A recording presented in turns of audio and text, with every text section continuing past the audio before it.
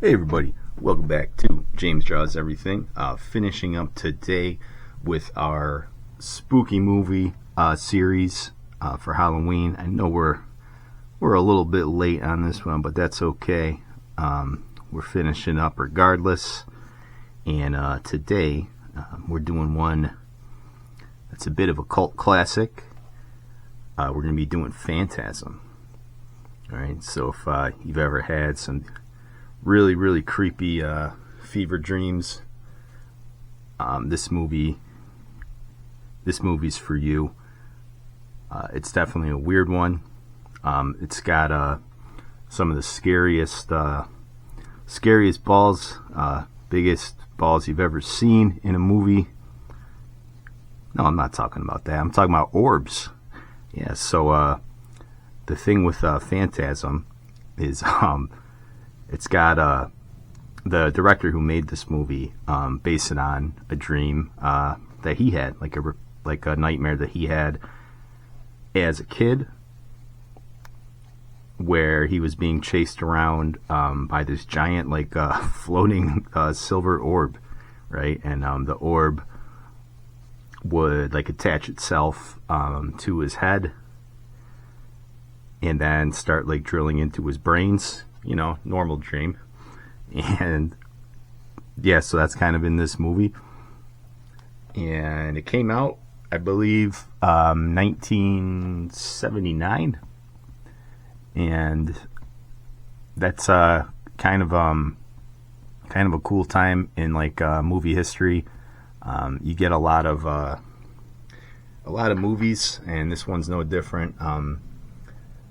They kind of have a small town USA background, right? And it's told through the point of a child, right? So children, imagination, nightmares and stuff. A lot of that stuff is more. It's more kind of visually striking when you kind of see it through the eyes of a kid, imagination and all that. And plus, this is a recurring theme in a lot of those 80s movies, right? The whole is it real, or is he just imagining things, right? Because he's a little kid or something like that. So you kind of see that in even much later on. The Stranger Things series kind of plays off on those kind of themes, right? So the director who did this, he dabbled in film a little bit before this. He had a couple movies that did okay. Mainly worked in the comedy genre. And he kind of always had this idea in the back of his head as something he wanted to do. So again, it is small town USA. There's one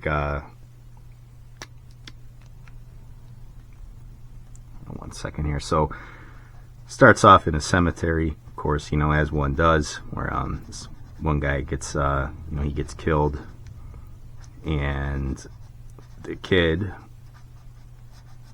starts seeing stuff and kind of weird stuff going on in his house, right? That's another sort of theme that you get in these 80s kind of creepy supernatural horror movies. Right, so it's you got a lot of horror movies kind of have that theme, right, where it's even in they try to give you that claustrophobia kind of feel, right, even in your own home, you're not safe. So Phantasm kind of plays on that. Very surreal sort of imagery in the movie. It's a weird one. Yeah, and again, there's a lot of kind of low budget effects. They didn't really make this movie on a ton of money, but it did very well, and it came out in a year where there was a lot of competition. So it was successful enough to get some sequels. I believe they made like 5 of these total, the Phantasm films. And the original one, I don't think I've seen all of the sequels because they went as far as like the late 90s, I think. Original, it's got to be probably the best. Yeah, so it's told from the point of view of a kid. And in the sequels, so Michael Baldwin plays Michael, like the kid in this movie. And interesting kind of side note, when they were doing the second one, they didn't want to use Michael Baldwin again, and actually Brad Pitt was in contention for that role to replace him. Didn't get it, but Pitt kind of like obviously became a megastar much later on. This would have been still very, very early in Brad Pitt's career.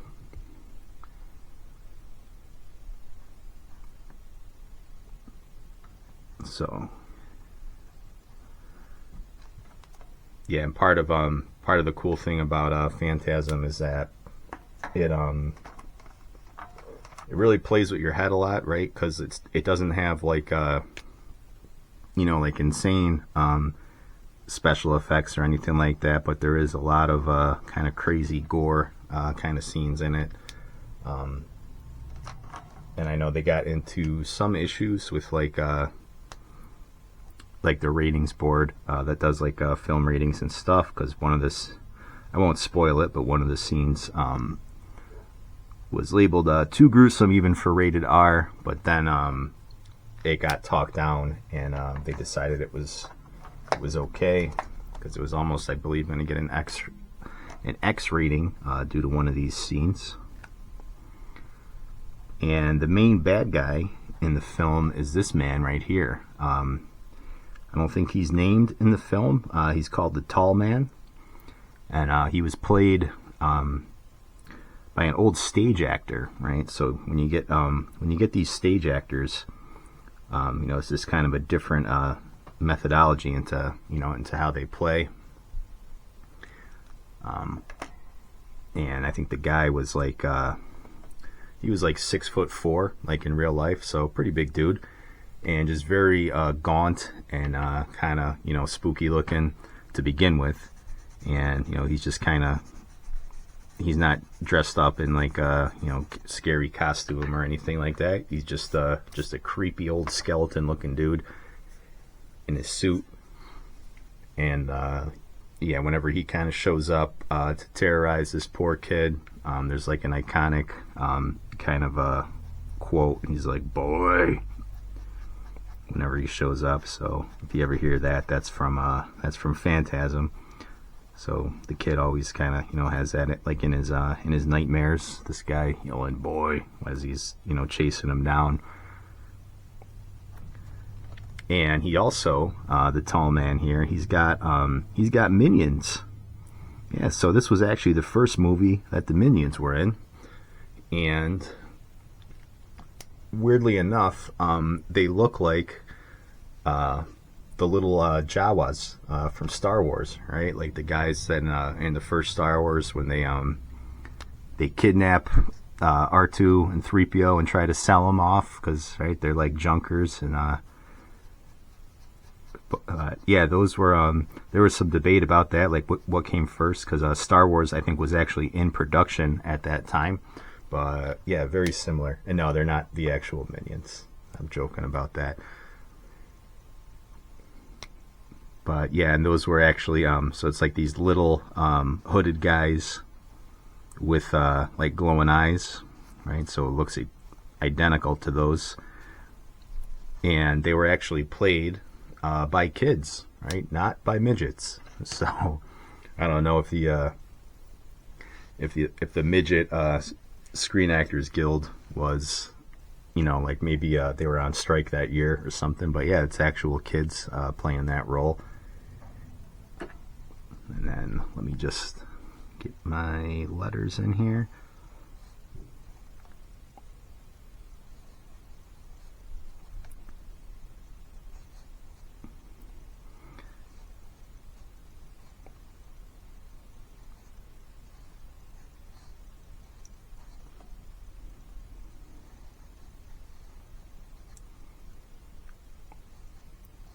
Yeah, so just another example of one of those really kind of weird movies that started as a dream. The guy who directed this, again, he based it on one of his own dreams that he had as a kid. And very low budget. His mother was actually the entire costume department, so that's kind of cool. Wasn't really spending a lot of money on that stuff, just had his mom do it for him, and it did very well in theaters. Another one of those movies too that has like a really creepy soundtrack, like this kind of creepy piano sort of synthesizer sort of a sound, whenever something creepy is happening in it. And you see that a lot in 80s horror. Yeah, and it's not really like a traditional like horror movie. Again, more like a supernatural thing. So again, if you're into like what Stranger Things was doing, you'd probably like this one.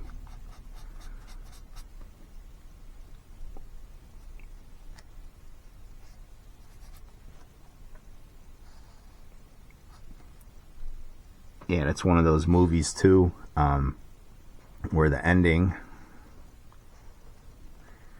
they kind of leave it open, like all these movies sort of deal with the theme, right? Like when they tell it from the kid's perspective, the kid is going through something, right? Going through a period of, I don't know, he's having issues in school or something like that. You see that theme a lot, or he's dealing with some kind of loss. So they reveal that all this stuff he was experiencing was just all in his head. It was a dream. Then it has one of those twists at the end to make you think, or was it, right? So that's a trope that you see a lot in those 80s movies. Phantasm, no different. And yeah, I really like just kind of how simple everything is, right? Like I've had some freaking weird dreams, right, where it's not, I'm trying to explain it to somebody and it makes no sense, right? Like it's not like a monster or something. It's like chasing them. It's just like these giant, or not even really giant. They're like the size, like slightly bigger than like somebody's head. These orbs that are after them, and it's just a floating silver orb. But then once it gets a hold of you, it drills into your brain, or so that's kind of freaky. And you can kind of see the orbs like in the background here, right? It's very, very reflective, and you got the tall man in front. So I'm just gonna hit my letters with a little bit of blue.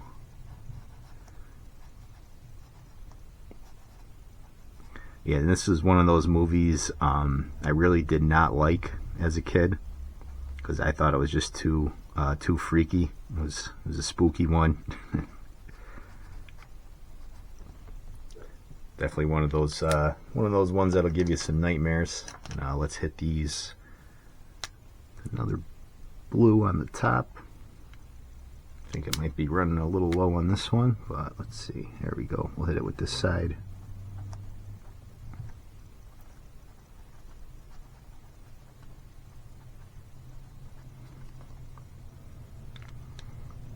And then I'm just going to put a couple shadows underneath the tall man here.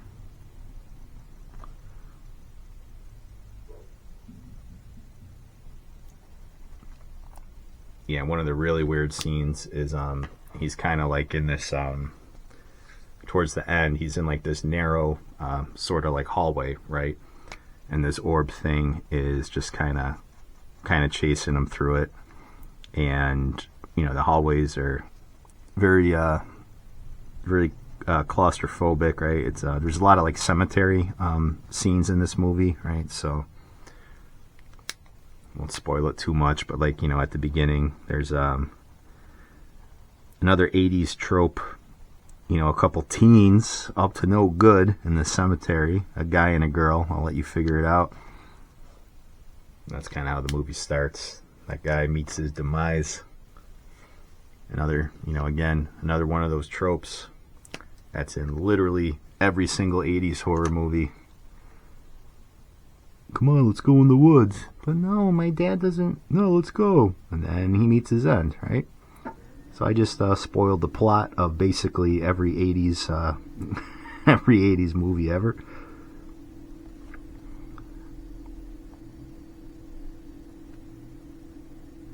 Okay, so let's get those letters.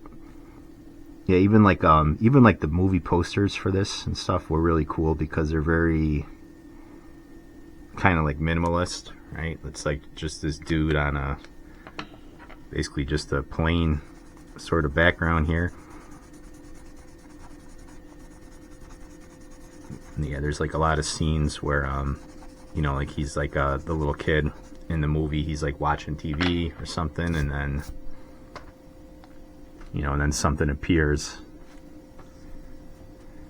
kind of creep him out, and then that orb shows up, so he's always like sort of on the run. And then we'll just detail the tall man a little bit here. You know, we're working small, so pick and choose our details. This guy, you know, again, gaunt face. He's like an older dude. So he's got like kind of like longer hair.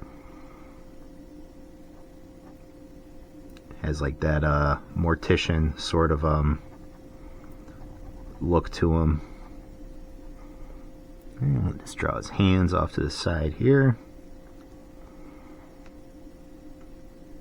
And yeah, I don't want to talk too much about this movie just because it would all be kind of spoilers. So yeah, just go see it. It's just one of those ones where you can't really describe it because, you know, everything is just sort of like this bizarre sort of like fever dream. If you ever stayed up too late as a kid watching a scary movie or had too much candy before bed, you know what kind of dreams I'm talking about. Alright, so there's our tall man. And this little house over here has a couple more shadows. Yeah, and this one too, for whatever reason, I always get Phantasm and Poltergeist mixed up, right? They both begin with a P. Poltergeist came out a little bit later. Phantasm, the end of the 70s. Poltergeist was in the early 80s. Both kind of similar themes, though, in the movie, right? And Phantasm, so like the title, was actually taken from Edgar Allan Poe. So if you're into that kind of stuff, the spooky Edgar Allan Poe sort of poetry and stories and whatnot, you know, the Phantasm is, you know, like an apparition, a ghost, you know, something supernatural.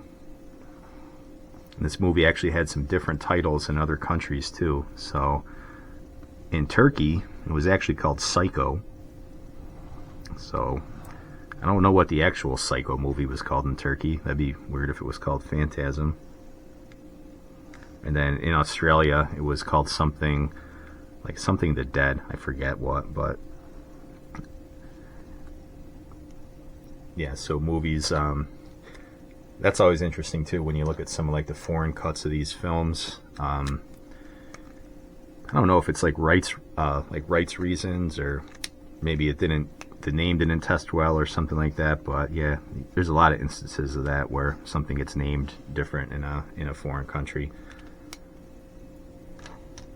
And I'm just gonna do a couple little things I want to touch up here. And yeah, the original cut of Phantasm was actually 3 hours long, and that's a lot of time for a movie like this. So they cut it down to 90 minutes, which, in my opinion, is the perfect length for a movie. I know there was a phase there where, like, you know, everything out of Hollywood had to be like 4 hours long, and yeah, that's just not for me. I'm much more appreciative of, you know, just kind of getting in and out, getting it done, and telling the story quick and not lingering on things too much. So, Phantasm, it was actually believed that the original cut, I guess, was lost for a long time, and they found some of it and actually used some of the scenes from that as like flashback scenes for a later Phantasm, like one of the Phantasms that came out in the 90s. And I believe the director, the original director, does have most of that footage. I don't know if it's ever been seen or released, but there's always rumors that they want to come out with like the full 3-hour supercut, you know, for Phantasm, like the director's cut edition with everything. That'd be cool. I'd check it out if that ever came to be. Yeah, and we're just kind of finishing off, making like these sort of like clouds in the background there, and then maybe just we'll do one more quick outline here of the giant ball, spooky orb. Boy. Alright. So there it is, everybody. We finished off the spooky movie Halloween series. Now we're off into the holiday season full bore now. We got Thanksgiving coming up. We got Christmas, New Year's, all the good stuff. My birthday too. So we'll see. We might do something for those other holidays. I know I want to do something for Christmas. Thanksgiving, maybe. We'll see. But yeah, that is Phantasm. So let me know what you think. Like, comment, and subscribe. And I will catch you on the next video.